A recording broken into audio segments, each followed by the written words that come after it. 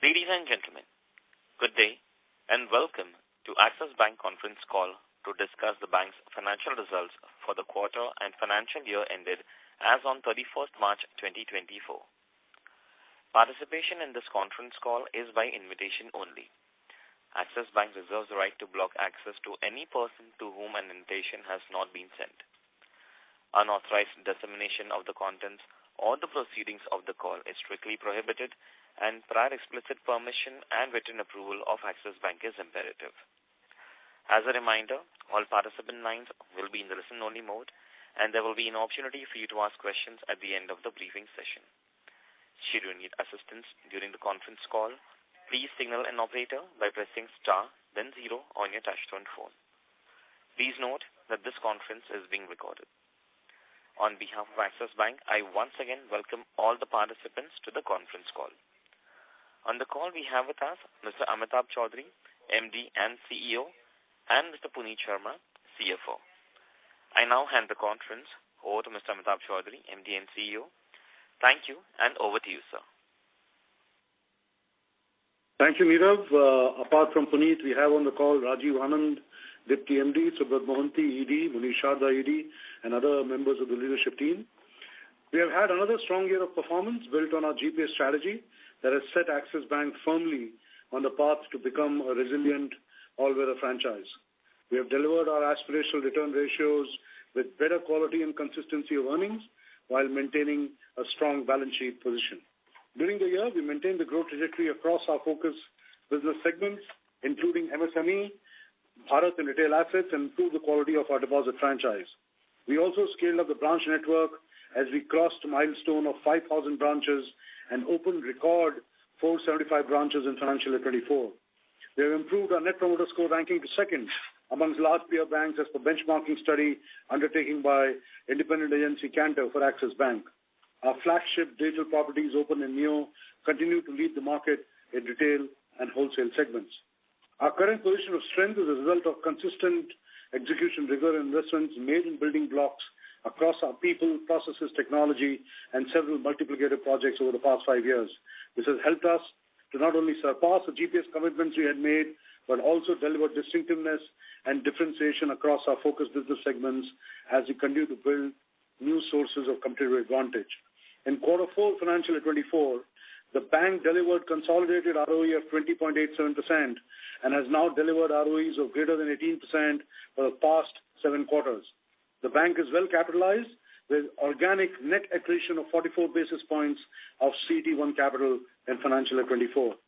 We stay focused on 3 core areas of execution of our GPS strategy, namely becoming a resilient all-weather franchise, creating multiplicative forces to build competitive advantage, and building for the future. As you will see, there is a slight change in narrative through financial year 24. The earlier themes of high-performance culture, a winning mindset, and strengthening of the core are now an integral part of Axis Bank's DNA. We'll now discuss each one of these areas. Becoming a resilient all-weather franchise. I will talk about deposits first. Over the last couple of years, we have, in deliberate, planned steps, shifted the quality and strength of our deposit franchise in a marked manner. We have shared the trend on growth of granular deposits, reduction in LCR outflow rates, premiumization to Burgundy and Burgundy Private platforms, and embedding of Siddhi, our employee super app, and Sparsh, our customer experience transformation program, into the DNA of the branches. These initiatives have improved the health of our franchise significantly, and the impact of this was seen progressively every quarter in financial year 24 in our deposits market performance. We are carrying this momentum into financial year 25. I'll now take you through performance highlights of quarter 4. We continue to deliver higher growth in LCR, accretive, retail and small business deposits that stood at 18% year-on-year, 500 basis points higher than our overall deposits growth. We have improved our LCR outflow rates by 500 basis points in the last 2 years, which is among the best in the sector today. CASA deposits grew 8% quarter-on-quarter, and our CASA ratio as percentage of average assets for quarter 4 financial 24 stood at 32%, which is among the best in the sector today. We have further improved the growth trajectory of retail term deposits with 17% year-on-year growth that stood at 13-quarter high. On the corporate salary side, we have redesigned our corporate salary product proposition under Suvidha to win employer mindshare and get higher employee wallet share. Further access to 1,600 Suvidha corporate labels from the Citi acquisition with pan-India coverage as compared to few cities earlier is also aiding the corporate savings account growth. Our premiumization strategy has performed well with Burgundy OEMs growing at a CAGR of 32% in 5 years. Burgundy Private launched 4 years back, now includes 35 of the Forbes 100 richest Indians as its clients and manages well for over 10,650 families across 27 cities pan-country. On the wholesale segment, Project Neo is helping to drive higher transaction banking flows, leading to better current account balances. Our NEFT market share in terms of value has increased to 12% in Q4 financial 24 as compared to 9% in Q4 financial 23. This was possible due to large CMS wins in the fintech payment aggregation space. Our deposit mobilization strategy has been led by 2 large transformation initiatives, Siddhi, a super app for our employees, and Project Triumph, leveraging the various business segments within retail, Bharat and SME, continuing to progress well. We have empowered 80% of the on-roll employees with Siddhi that now supports 24 product and service journeys, along with 21 types of nudges and notifications for them to have deeper and more meaningful customer engagement. The improvement in branch productivity is reflected in 49% increase in LCR accretive deposits per branch in the last 5 years. We have seen all-round growth across businesses, and we have now market-leading growth in our focus segments. Refer to slide 8 of the investor presentation. Our higher-yielding focus segments, including SME, mid-corporate, SBB, which is small business banking, rural, personal loan, credit cards together, have grown at a CAGR of 25% in the last 4 years and now constitute 43% of the total advances, up by 1,210 basis points during this period. We will continue to focus on driving growth across our business segments while following capital-efficient write-off model. Refer to the slides 10 and 11. We have delivered growth and profitability without compromising on the risk, which is reflected in our RWA to total assets trend that have seen improvement as compared to the past, bearing periods of risk-weight changes. The fee profile is among the best in the industry today, with granular fee comprising 93% overall fee, up 600 basis points since March 19. On the merchant acquisition business, we have moved from number 2 to leadership position during the year, with terminal market share of 20% as of March 24. As far as strengthening the core is concerned, while we strengthen the balance sheet and capital position significantly, we have also been consistently building and investing in the entire technology backbone, data analytics, digital and tech teams. We have early leadership in microservices-based cloud adoption and are the first Indian bank to be ISO certified for its AWS and Azure cloud security. As part of commitment to open API ecosystem, we now offer a wide stack of 410 plus APIs on the developer portal. Our investment in emerging tech is demonstrated through creation of 3,500 plus RPA bots and leveraging Microsoft Gen AI use cases focused on conversational banking, automation, and AI service enablement. This year, we have also embarked on further strengthening our enterprise class systems of engagement with Salesforce journey that will further aid in making the systems more scalable and future-ready. Our second pillar was creating multiplicative forces to build competitive advantage. Our readiness to partner with innovative fintech ventures has created a dynamic ecosystem that fosters innovation, enhances the customer experience, and sets new industry standards globally. We believe we are well placed to play all the socio-economic mega trends of the next decade and beyond. The multiplicative forces that we have built through a unification of One Axis, 100 plus partnerships, and new age tech platforms give us the right to win. Slide 13 to 16 provide more details. Citibank consumer business integration remains on track. Deposits are largely stable, while there has been growth in retail assets and wealth management led by improvement in cross-sell metrics. We are now live with the first change in the migration journey for the transitioning customer base with IFC migration, enabling payments to Citibank accounts using Axis Bank IFC. This has been made live in March 24. We have successfully completed the migration of CVCE loans portfolio in March 24, and the customers have now fully migrated from Citi systems onto the Axis systems. The integration of the other assets and liabilities remains on track. Third pillar, building for the future. We have tried to be ahead of the curve towards building a bank for the future with deep investments of management time and resources in our chosen areas of distinctiveness, namely digital, Bharat banking, and customer obsession. We have started seeing early results of these investments, even as we remain focused to further drive scalability and productivity across the organization. Digital banking performance continues to remain strong. Opened by Axis balance sheet continues to deliver strong growth with 33% in deposits and 74% increase in loans. Opened by Axis continues to be the highest rated mobile banking app on the Google Play Store with a 4.8 rating. On the iOS App Store too, the rating has increased to 4.8 this quarter. Keeping with its House of Dil Se Open by Access is now available in multilingual mode. 4 languages are now supported by both our mobile app and our internet banking portal. In financial year 25, the bank intends to take further steps to increase accessibility of its digital channels. Neo for Business, our MSME proposition now has 60,000 customers onboarded over the last 2 quarters. Neo for Corporates is being scaled up with customer migration currently underway. The migration here will continue to scale up till quarter 3 while we continue to launch additional capabilities. With full rollout of Neo, Axis remains on track to become the operational bank of choice for our wholesale banking clients. Our bank-wide programs to build distinctness continue. Our bet on Bharat is going from strength to strength. The financial 24 disbursements sold by Bharat Banking are up 30% year-on-year. Rural advances up 30% year-on-year, and deposits from Bharat branches up 12%, thereby aiding the PSL and profitability metrics. In rural advances, the balance sheet added in the last 24 months is 1.75 times the size of the balance sheet added in the previous 4 years, which is March 18 to March 22. We have expanded our multi-product distribution architecture to 2,482 branches, complemented by 64,550 CSC daily network across 683 districts and 80-plus partners across the industry.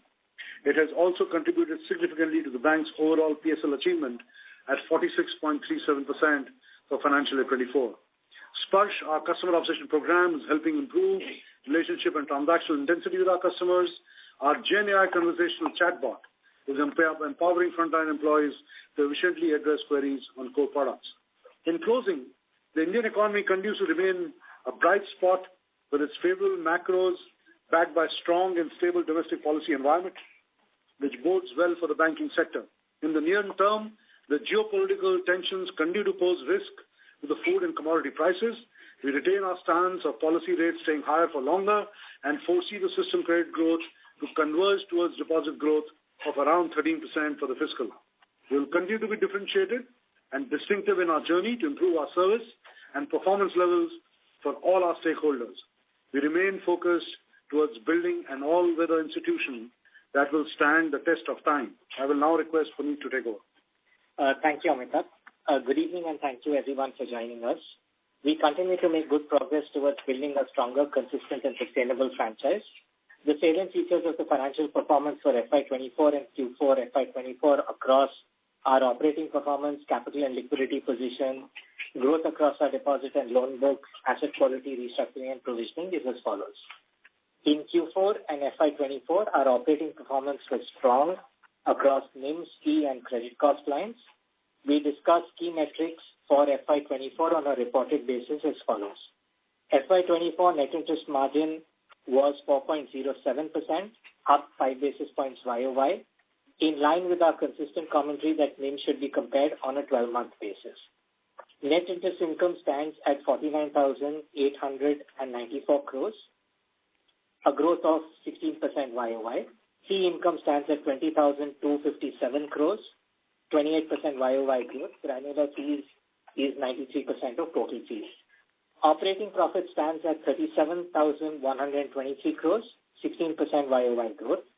Cost to income stands at 48.68%, improving 18.03% YOY on a reported basis. Credit cost at 0.37%, lower 3 basis points YOY. PAT stands at 24,861 crores, increasing 160% YOY. GNPA 1.43%, declining 59 basis points YOY. Net NPA at 0.31%, declining 8 basis points YOY. Standard asset coverage ratio of 1.26%. All provisions by GNPA ratio at 159%, improving 13.73% on a YOY basis. Consolidated ROA at 1.84, improving 99 basis points YOY. Consolidated ROE at 19.29%, improving 10.03% on a YOY basis. I move to numbers that are now reported for Q4 FY24 on a reported basis. Consolidated ROA at 2.07%, consolidated ROE at 20.87%, subsidiaries contributed 7 basis points of consolidated annualized ROA and 52 basis points of consolidated annualized ROE. Bank's CET1 including profit stands at 13.74%, improving 3 basis points quarter on quarter. Organic CET1 accretion for FY24 including profits was 44 basis points. Change in regulation adversely impacted CET1 by 72 basis points. Prudent COVID provision of 5,012 crores has not been utilized or written back to P&L. It has been reclassified as other provisions to be largely utilized upon ECL transition. This provision has not been reckoned for capital computation and translates to a capital cushion of 41 basis points over reported capital adequacy ratio. The reported CET1 at 31st March 2024 of 13.74% is after fully incorporating the impact of 1,612 crore investment in Max Life funded in April 2024 and the proposed dividend of rupees 1 per share or a 50% dividend rate. The bank assesses its capital position on two pillars, growth and protection. We reiterate that we do not need equity capital for either pillar. The bank is proposing to take a purely enabling resolution for equity capital and borrowings from its shareholders in the normal course. Net interest margin for Q4 FY24 is 4.06%, improving 5 basis points on a sequential quarter basis. Yields on interest earning assets improved by 11 basis points on a sequential quarter basis. This increase sufficiently addressed the increase in cost of funds of 8 basis points Q on Q. NII at 13,089 crores, growing 11% YOY and 4% Q on Q. Fee at 5,637 crores, growing 23% YOY and 9% Q on Q. The fee for the quarter is 93% granular. Operating profit at 10,536 crores, grew 15% YOY and 15% Q on Q. Cost to income for the quarter was 46.94%, declined 252 basis points on a sequential quarter basis. Net credit cost at 0.32%, increased 4 basis points Q on Q and 10 basis points YOY, mainly driven by lower recoveries and upgrades. PAT at 7,130 crores, increased 17% Q on Q. YOY PAT is not comparable due to reported loss attributable to exceptional items debited to P&L in Q4 FY23 relating to the Citibank acquisition transaction. GNPA at 1.43 declined 15 basis points QOQ. NNPA at 0.31 declined 5 basis points QOQ. The bank's own assessment is that we are PSL compliant at a headline level and at each subsegment in FY24. Our progress on structural NIM drivers continues with improvements across all variables on a YOY basis. Balance sheet mix, loans and investments comprised 88% of total assets at March 24, improving 168 basis points YOY. INR denominated loans comprised 96.2% of total advances, improving 130 basis points YOY. Retail and CBD advances comprised 71% of total advances, improving 303 basis points YOY. Low-yielding RIDF bonds declined 9,007 crores YOY. RIDF comprises 1.5% of total assets at March 24 compared to 2.3% at March 23. Quality of liabilities measured by outflow rates improved by 500 basis points over the last 2 years. Our month-end CASA balance, CASA ratio is 43%, continues to be amongst the highest in the large private sector universe, improved 85 basis points on a Q1Q basis. Our fee performance was strong, reflected in a fee growth of 9% Q1Q. Total retail fees grew 33% YOY, 12% Q1Q. Our third-party products fee grew 59% YOY, 44% Q1Q. Retail cards and payments grew 39% YOY. Retail assets, excluding cards and payments, grew 20% YOY. Trading profit and other income of 1,128 crores was higher by 909 crores and grew 443 crores sequentially, mainly on account of better DCM and trading performance and reversal of MTM booked in previous quarters. Operating expenses for the quarter stood at 9,319 crores, growing 27% YOY, 4% sequentially. It's pertinent to note that there is only 1 month Citi BAU expenses in Q4 FY23. We opened 125 new branches in the quarter and 475 new branches through the year, in line with what we guided at the start of the year. Integration expenses contribute 3% of the YOY growth in percentage terms and 11% of the YOY growth in rupee terms. The balance YOY growth in rupee crore expenses, other than above, can be attributed to a negative 2% linked to volumes, 51% growth on technology and growth-related investments, and the balance 40% for BAU costs. Technology and digital spend grew 32% YOY and constituted 9.3% of total operating expenses. Our staff costs increased by 35% YOY. We've added 12,735 people for the same period last year, mainly to our growth businesses and our technology team. The quarter-on-quarter increase in operating expenses is largely attributable to staff costs, technology and growth-related investments. We added 4,983 people in the quarter. Provisions and contingencies for the quarter were 1,185 crores, higher 15% Q1Q, largely attributable to a higher coverage of 1% on a full book basis. The bank continues to prudently carry 100% provision on its AIF investments. The cumulative non-NPA provisions at 31st March 2024 is 12,134 crores, 12,134 crores, comprising provisions for potential expected credit loss of 5,012 crores, restructuring provision of 535 crores, standard asset provision higher than regulatory rates of 2,029 crores, weak and other asset provision of 4,558 crores. Growth across our liability and loan franchise. Please refer slides 36 to 38 for details around the quality of our liabilities franchise and slides on our loan franchise. Total deposits on a QAB basis grew 16% YOY, 5% QOQ. Our QAB CASA ratio was 40.74%.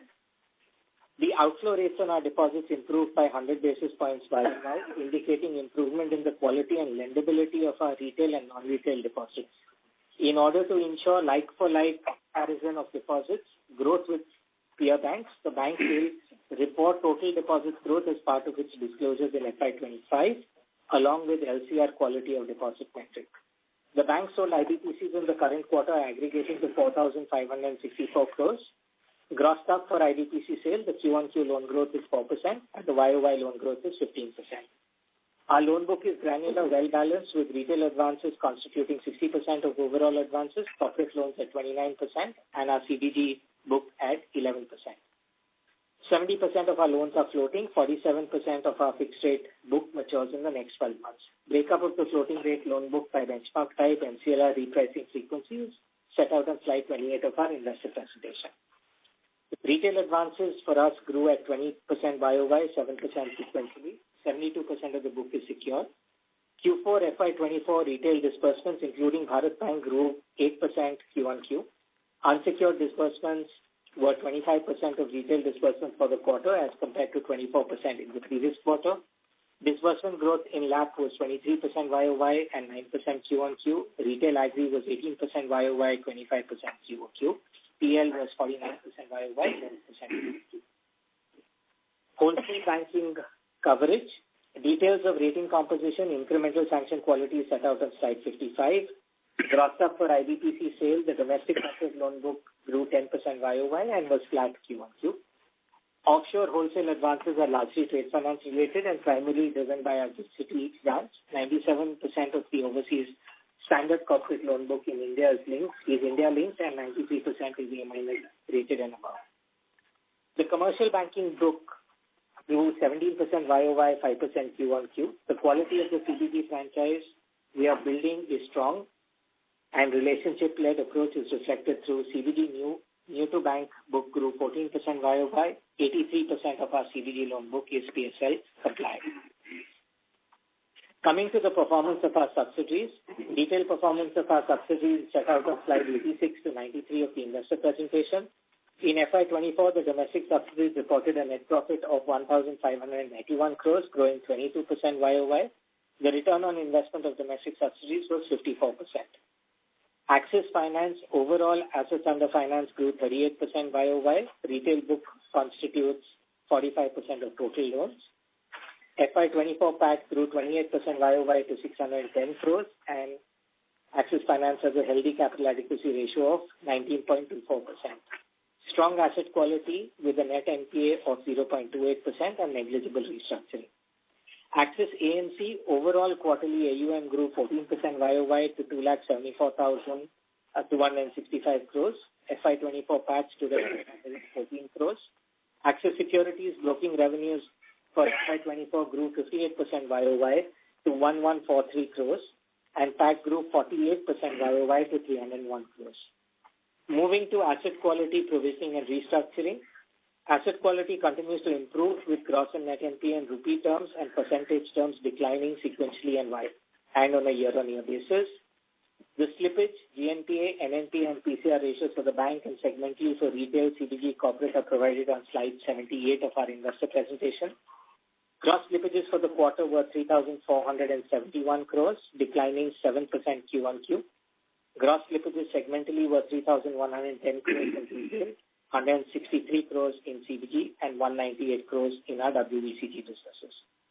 Gross slippage ratio annualized stood at 1.48%, declining 28 basis points YOY and 14 basis points QOQ. For the quarter, 35% of our gross slippages are attributable to linked accounts of borrowers, which were standard when classified or have been upgraded in the same quarter. Net slippages for the quarter were 1,317 crores. Net slippages segmentally was 1,616 crores in retail, 51 crores in CBG, and negative 350 crores in the WBCG business. Recoveries from written off accounts for the quarter were 919 crores. Net slippages for the quarter adjusted for recoveries from written off pool was 398 crores, declining 17% Q1Q. Segmentally, retail was 1061 crores, CBG was negative 62 crores, and WBCG was negative 601 crores. To summarize, Axis Bank is progressing well to be a stronger, consistent and sustainable franchise. Consolidated ROA and ROE for FY24 of 1.84 and 19.39% respectively are an outcome of disciplined execution. The bank has ample and sufficient liquidity visible in an average LCR ratio of 120%, which improved 171 basis points Q1Q. Deposit growth could be a key constraint to growth in advances in the short term. In the medium to long term, we believe our advances can grow for 300 to 400 basis points faster than industry. We are well placed in the current macro environment. We continue to closely monitor geopolitical, inflation, liquidity, cost of funds, and its impact on our businesses. Remarks, and we'd be happy to take questions. Thank you very much. We will now begin the question and answer session. Anyone who wishes to ask a question may press star and one on their touchtone telephone. An operator will take your name and announce your turn in the question queue. Participants are requested to use only handsets while asking a question. Ladies and gentlemen, we will wait for a moment while the question queue assembles.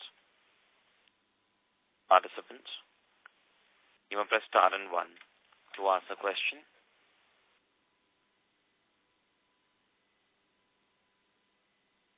First question is from the line of Chintan Joshi from Autonomous. Please go ahead. Hi, thank you.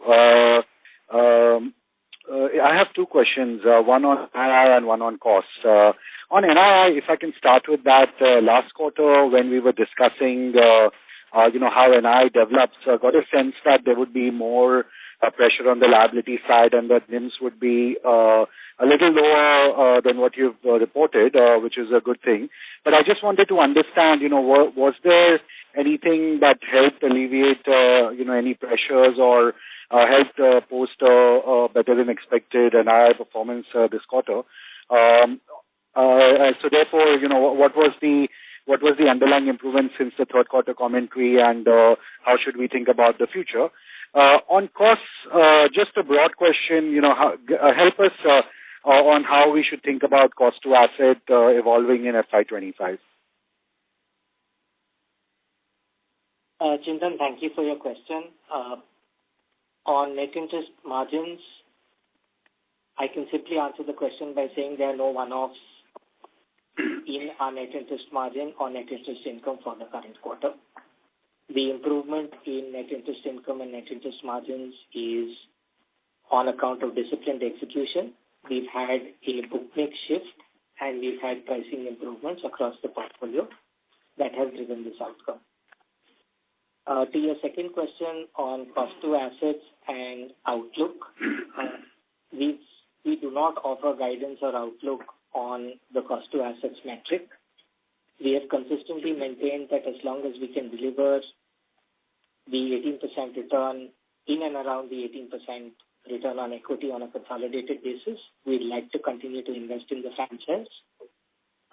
That's where I would leave the response. We do not offer sequential, annual, or forward-looking guidance of cost to assets.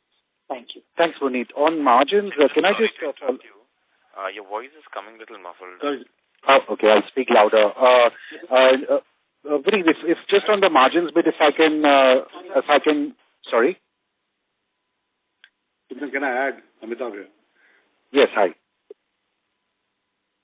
Chintan, what I just want to say is that, just adding to what Puneet said, while obviously we have been consistent about the fact that if you look at what's happening in the market, the trend line would be that the deposits are still getting repriced while the asset repricing has happened, but that does not mean that we have some levers at play in our hands, and I think what we've been just trying to do as an enterprise is to just use those levers and see how we can maintain margins and continue to try to improve them. So as and when opportunities arise, we will obviously try to grab them and try to ensure that we don't go south in terms of margins, but we maintain them or improve them. So I'm not trying to give you any guidance, but I'm just trying to say that the intent of the management team is to obviously continue to deliver, as I said in my opening remarks.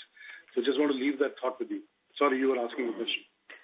That's exactly what I was asking, so thank you so much. Thank you. Next question is from the line of Mahrukh Adajania from Nuvama Wealth. Please go ahead. Yeah, hello, hi, congratulations. My first question is on LDR. So, would you have a broad framework in mind on, say, peak LDRs? Like, would you want the LDRs to stay at 90 or 89 or any such peak or, cap you have in mind on LDR? So, Mahrukh, we have a clear strategy in mind on the LDR side. Not that something which you're guiding towards or talking to the market about, but there's a clear strategy. If you look at our LDR ratios, they have, trended in a particular direction. Our hope is that we would like to maintain it within a zone and ensure that we understand and appreciate where the regulator is coming from, and at the same time have flexibility to grow at a certain rate going forward in the future. Obviously, none of it can happen without deposits coming at a certain growth rate. So, broadly, that's how we're thinking about LDR. But for the next few quarters, should we assume that deposit growth would outpace loan growth? That will be giving a guidance now, Mahrukh. So, yes, but I can't take away the fact that deposit growth will be an important determinant in driving credit growth. Without that, being able to showcase credit growth would be quite difficult. But that is something which we have been saying even before all the noise started in LDR. We have been talking about for quite some time that at some stage the deposit growth and the credit growth needs to converge. This gap cannot continue forever. And I think we've been saying that for quite some time. Okay, Gaurav, my final question is on cost of funds. So, obviously, for most banks, there has been some quarter-end deposit mobilization. You, of course, transparently disclose what's NEB and what's QAB. But given that and given, obviously, intensive competition, can we assume that cost of funds have peaked, because they look very resilient over the last 2 quarters for you? assuming that there are no further policy rate changes? Maruf, thank you for the question. We've previously stated that if the marginal cost of funds remains where it is today, given the current status of our book, we should finish back book repricing in quarter 2 of the current financial year. Okay. Thanks a lot. Thank you. Thank you. Next question is from the line of Rikin Shah from IIFL. Please go ahead.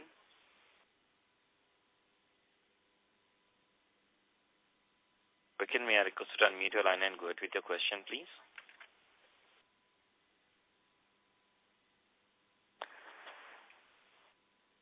Due to no response, we move on to the next participant.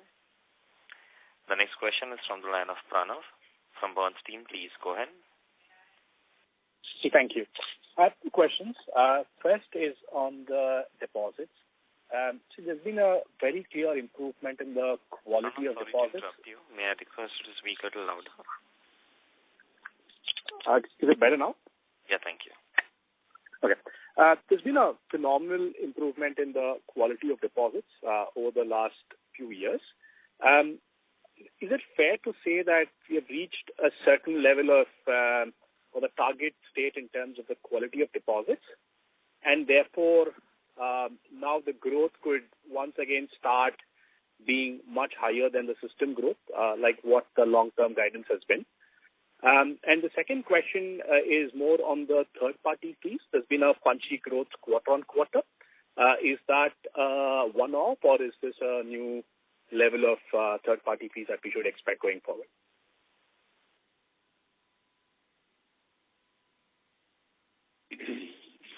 Yeah, hi, Pranav. This is Subrat. So, the journey to continue to improve the quality of the deposit franchise is ongoing. I mean, we've kind of highlighted over the last 3 years how the trends have moved in some of the key metrics that we track for deposit quality. We still don't think we have, reached anywhere near a plateau in terms of improving these metrics. There is also another lever of productivity that we are continuing to work on. We have mentioned Triumph, a program that we are working on to improve deposit productivity across the board, as well as working on making sure that the bank becomes the primary bank for a lot of our, deposit account holders. So I think the progress is satisfying so far. But like I said, we still believe we have levers left, which we'll continue to work on over the next 4 quarters. If I can just add to what Subrat mentioned, as I think about savings in 3 buckets: retail, corporate, and government. Retail, as Subrat mentioned, there is work that's going on in terms of improving productivity, improving distribution, improving our and continuing to grow on our digital capabilities. We spoke, Amitabh in his opening comments spoke about Suvidha, which is a new improved version of our corporate salary program, including the 1,600 corporates that have come to us thanks to the Citi acquisition. On the corporate side, we are working on multiple fronts, salary accounts, given the fact that corporate India is cash surplus at this point, in seeking out franchise level deposits, and finally driving flows through Neo. And finally, the government side of the business has increasingly become a lot more solution-oriented, which actually works, which actually plays to our strengths. And we are now able to chase across multiple programs, both at the central and state government. We're able to chase money from the Consolidated Fund of India all the way down to the beneficiaries. And that also is a partnership that is working well between our government business on one side and Bharat Banking and the distribution that is getting built on the other side.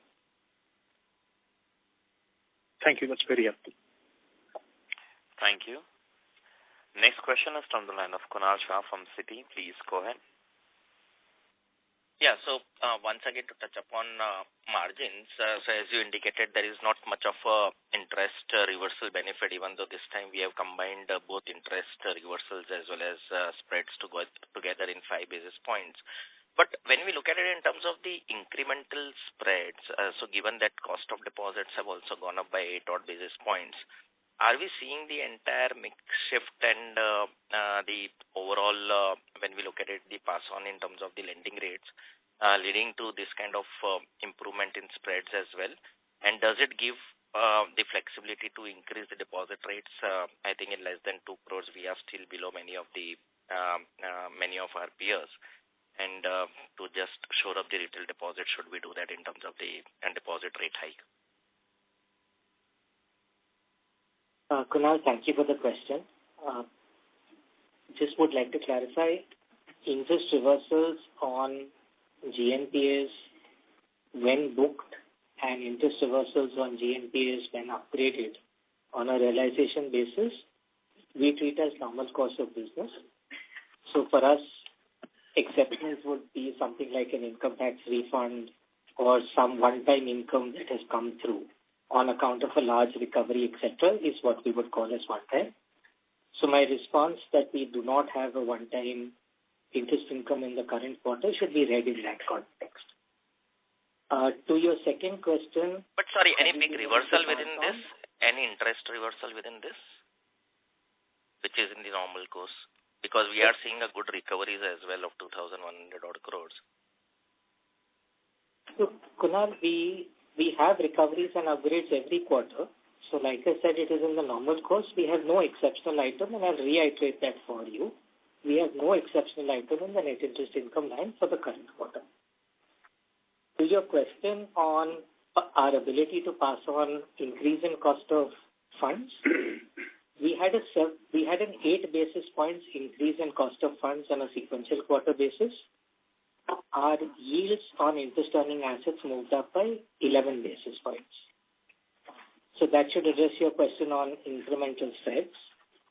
On a full year basis, we had a roughly 95 to 97 basis points increase in cost of funds, and we've had a 90 to 97 basis points increase in yield on interest earning assets on a full year basis. So the quarter on an exit basis is better than the full year, but even on a full year basis, we've been able to pass on our cost of deposits. Sure.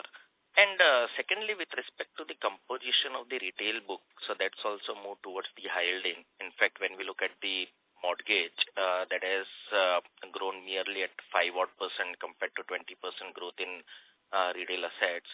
So would that strategy continue, and what would be our plan with respect to the home loans? Because most of the other segments we are seeing like PL, the overall rural banking as well as SBB and all growing at a rapid pace compared to that of the home loans. So is it more like the trying to manage the margins and that's the reason home loan is growing, or it's maybe the competitive environment?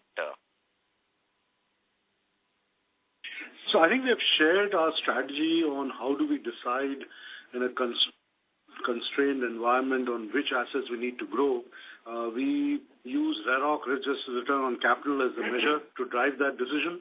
And if you look at RAROC on mortgage business, if mortgage is the only thing I do with a customer, it tends to be much lower than a lot of other asset classes. So I think what you see on ground or what you see in our numbers is a reflection of that strategy. And if we continue to remain in a deposit-constrained environment, that strategy would ensure or would continue to force us to ensure that we grow some of the lower RAROC asset classes at a lower rate than some of the others. So I think we have been very consistent about how we go about, our loan growth across various asset classes. And depending on what the environment is, we will continue to drive our strategy accordingly. Sure. Okay. So just to add to what Abhinav said, I think as a system, we have the ability to grow asset classes faster, but all depends how the borrowing environment is. And at the right time, we can grow each of the asset business. Our overall asset growth this quarter is about 7%, which is a fairly strong growth. And if the economics is right, deposit situation or the liquidity is fine, you'll see all asset classes going. Okay. Yeah, got it. Thank you. Thank you. The next question is from the line of Piran Engineer from CLSA. Please go ahead. Yeah, hi team. Congrats on the quarter. Some of my questions have been answered, but I have a few clarifications. Firstly, did we mention at the end that we'll now grow 300 to 400 bits faster than the industry? Piran, thank you for the question. We mentioned that we'll grow 300 to 400 basis points faster than the industry over the medium to long term. Medium to long term being defined as 3 to 5 years. Sorry, okay. 300 to 400 basis points. Yeah, so that is, I mean, our stance has changed because the industry is growing faster or because you want to reduce LDR or like over the medium to long term, I don't think LDR should be an issue. So just wanted to understand why the change in stance.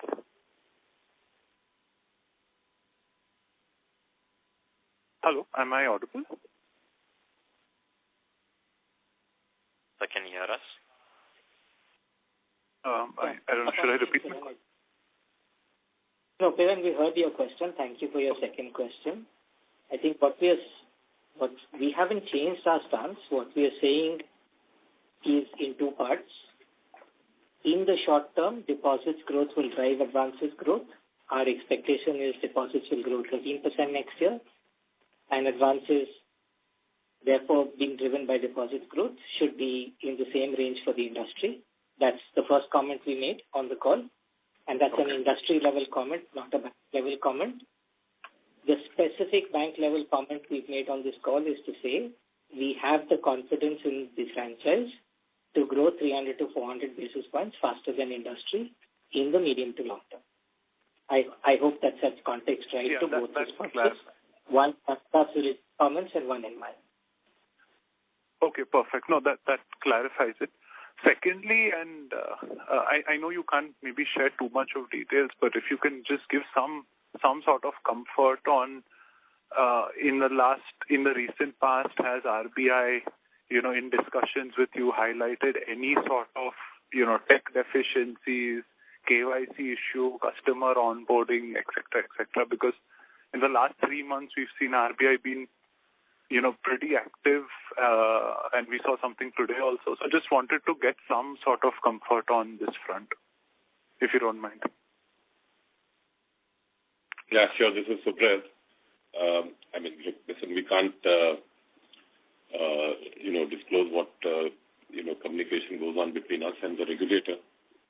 However, if you remember, even during the analyst day that we had in November, we spent considerable amount of time talking about our tech architecture, the focus on resilience and availability, because those are the cornerstones of the strategy that we have put together within our technology landscape. What that means is in terms of making sure that we are partitioning some of our core banking systems, moving some parts of it to cloud to make sure that some of the high velocity, low value transactions are separately managed. We continue to build fairly industrial strength, back-end infrastructure, update the end of life, end of support applications and operating systems. All of that is part of what we think are very integral, apart from all the cutting-edge work that we do on the digital side, to keep the shop running and running at a fairly resilient and predictable manner. So we continue to do that, and we'll continue to give you the update. A lot of questions in the past have been asked about the investment in tech that we do. A lot of it has gone into resilience and availability. So we'll continue to be on that path. Like I said, this is an area that can surprise you any day, so we are being very, very careful about it. Got it. Okay. Thank you, Subrat. Just my last question on yield improvement. So one part is loan mix, but simply driven by pricing, how much further can yield improve?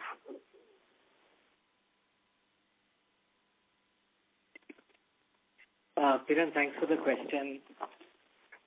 Honestly, pricing is market dynamics, very difficult to call out. I can give you an industry response. the rate increase has not been fully passed on to customers. So it'll be a function of how our peer banks and market behaves on incremental price pass on our customers. Okay, but how much has been the incremental amount? That's really my question. So the repo-linked book obviously has not changed. That's half of your book. But the fixed rate book, which is about 30%, what sort of rate hikes would we have taken in 4Q? I understand that's only on the fresh disbursement, but still. Understood. Since we don't put out the data on rate hikes on a quarterly disbursement basis, but I can give you a pointed answer to your question.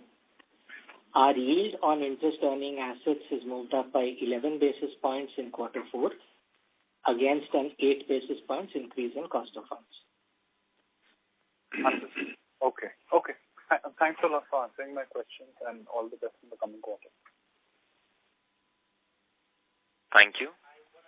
Next question is from the line of MB Mahesh from Kotak Securities. Please go ahead.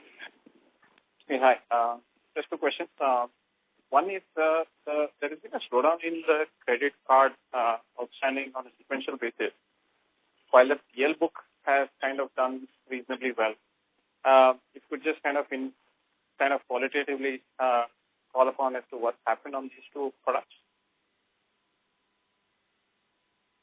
Yeah, thanks for the question. Can you hear me? This is Arjun here. Yeah, I can hear. Yes, sir. Yeah, so this is actually what we've seen is that credit card spends have moved in line with their cyclical patterns.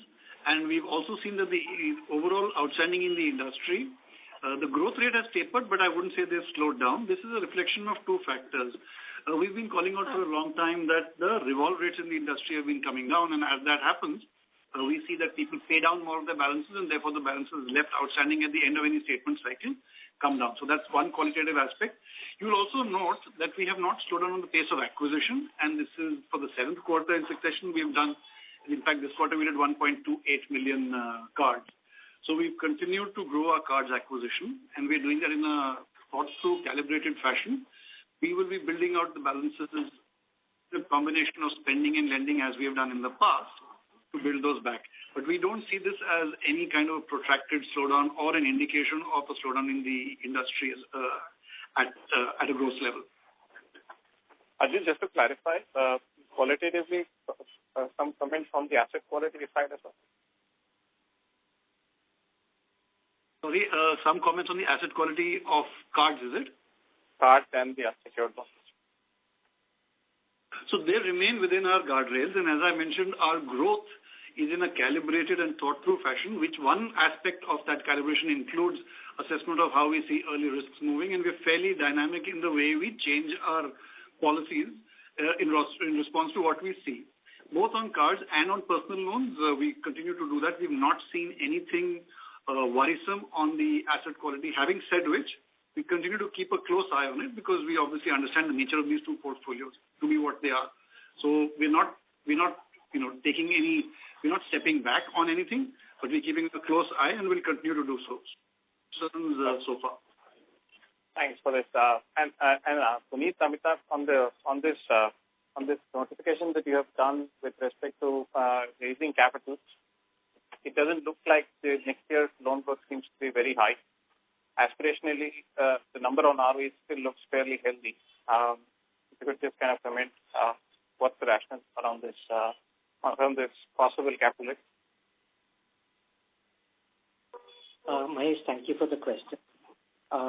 What we simply said is we assess our capital position on two pillars, growth and protection. We reiterate that we do not need capital for either pillar. These are purely enabling resolutions for the financial year.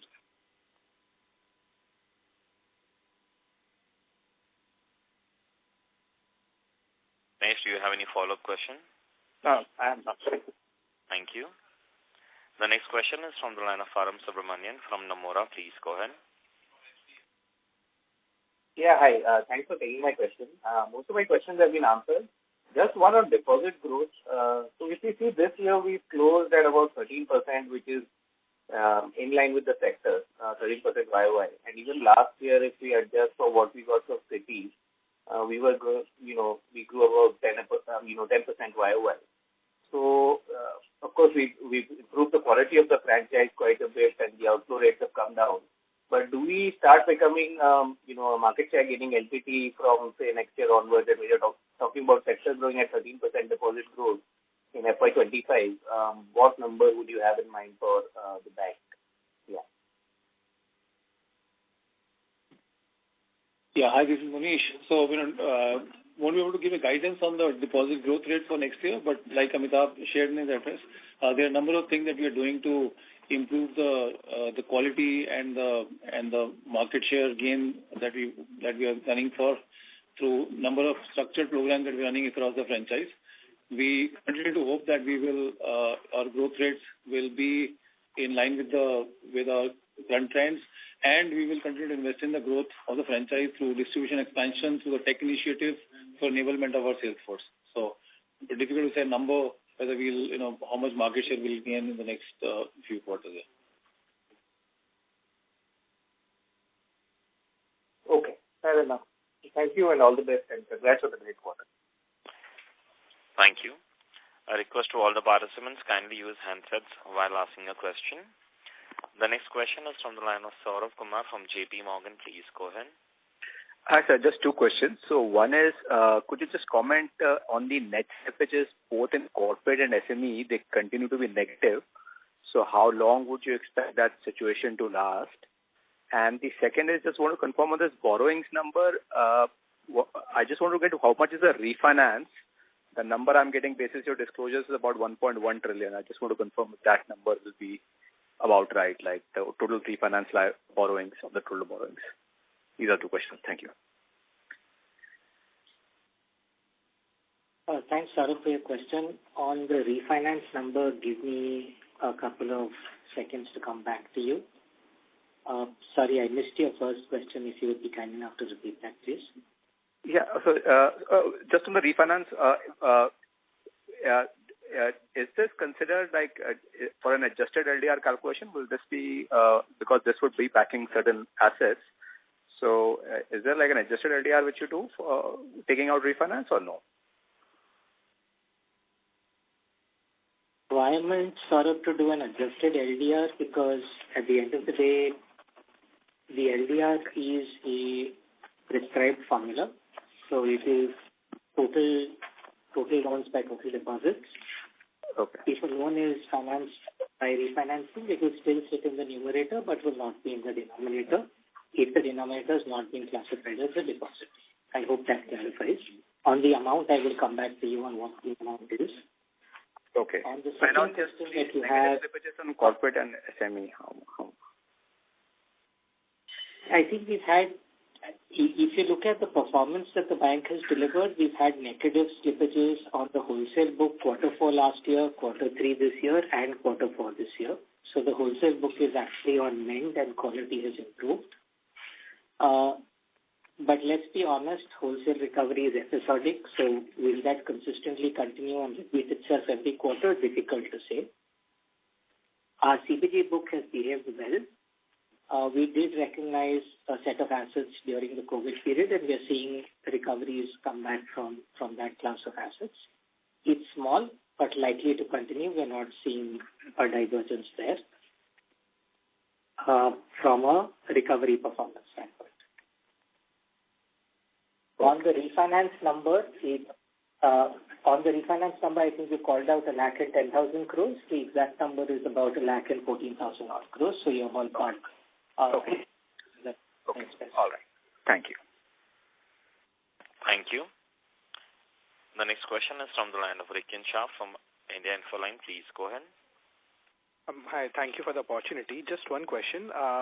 Puneet, if you could provide some color on the nature of trading gains in this quarter. And I also observed that in the investment breakup, the HTM proportion has gone down to HFT. So does that have to do with the new investment norms, and how should we think about the financial impact in the quarters to come by? Rikin, thank you for the question. The new investment norms are applicable 1st April. So the 31st March balance sheet is prepared and reflected under the old norms. On trading gains, to your question, we have trading profit and other income of about 1,128 crores. Against that grew by 743 crores sequentially. A large part of that gain has come through our debt capital market, our treasury trading performance, and MTM, a reasonable sized reversal of MTM losses booked in the last quarter. Right. Puneet, just to clarify on this, while I'm aware that these norms kick in from 1st April, is the investment book positioning in anticipation of that? And if you could also help us think about what could be the potential implications on the financials in the coming quarters basis the new norm, that would be helpful. So there is no positioning ahead of these norms. This is Neeraj Gambhir here. There's no positioning ahead of these norms. We basically are going to take the existing book and reclassify the existing book basis what works from a, the overall strategy perspective. To your question about how it will affect the overall, overall pattern of investments by the banks, I think it's too early to say. As you would know that the ability to move bonds from HTM to AFT at the start of the year has gone away. While we as a bank did not use it in the last several quarters, I think several other banks in the market did use that. So whether that will change the trading pattern of the banks, I think that remains to be seen.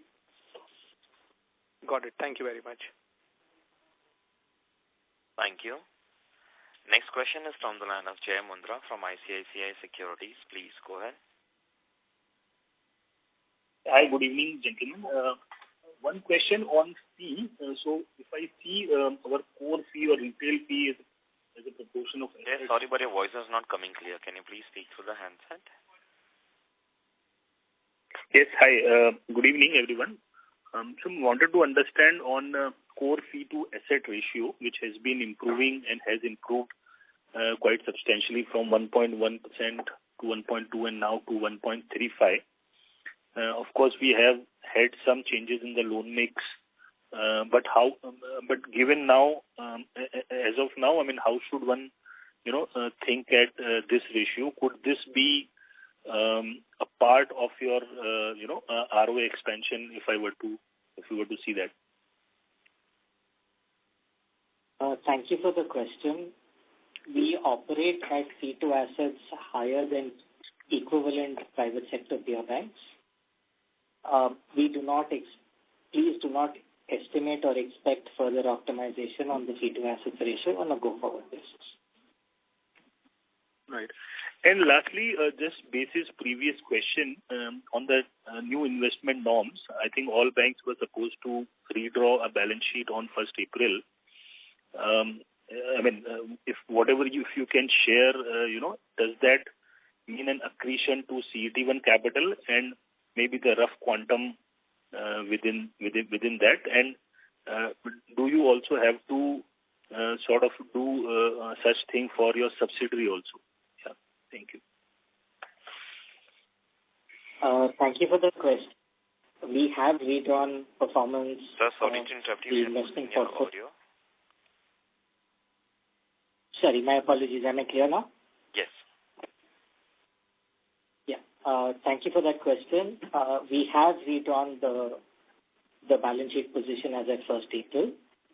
We are, however, unable to discuss its impact currently. We'll discuss that as part of our quarter one commentary when we report Q1 FY2025 results. There was a question around CET1 accretion. I'd just like to flag off that the guideline has multiple balancing factors. While appreciation goes into AFS reserve, some of the risk weights on classes of investments also move up. So it'll be a function of specific portfolio positions as at reporting date. Therefore, we would not like to comment on it as at today. Sure. Thank you very much. And all the best. Thank you very much. Ladies and gentlemen, we'll take the last question from the line of Samir Bise from JM Financial. Please go ahead. Yeah, hi. Congrats on a good set of numbers. So I think good job on reducing the RIDF concentration in the overall pie. Can you elaborate on how the bank is positioned on PSL with respect to some of the sub-segments? Thank you for the question. For FY24, the bank's own assessment is that it is compliant on PSL at the headline level and at each sub-segment level. Okay. And most of that has been primarily organic or I mean, in terms of PSLC acquisition, some details would be helpful. It's a mix of organic and PSLC. Our organic performance has improved year on year. But yes, we do incur a PSLC cost, which is reflected in our cost to assets ratio. It's a combination of both that has got us to the achievement, with organic now contributing more than it did in the last financial year. Okay, that's helpful. Finally, could you share the gross slippage number across wholesale and retail segments? Our gross slippage number for the quarter is 3,471 crores. It declined 7% on a quarter-on-quarter basis. 3,110 crores is retail, 163 crores is our CBG business, and 198 crores is our WBCG business, which is wholesale. Okay. This is helpful. Thank you and all the best. Thanks a lot. Thank you. Thank you very much. I'll now hand the conference over to Mr. Puneet Sharma for closing comments. Thank you, Nirav. Thank you, everyone, for taking the time to spend the evening with us. I hope we've been able to address all of your questions today. If any questions remain unaddressed, please do reach out to Abhijit and the IR team. We'd be very happy to take questions on a one-on-one basis and offer further clarifications. Good evening and have a good day. Thank you very much. On behalf of Axis Bank Limited, that concludes this conference. Thank you for joining us, and you may now disconnect your lines. Thank you.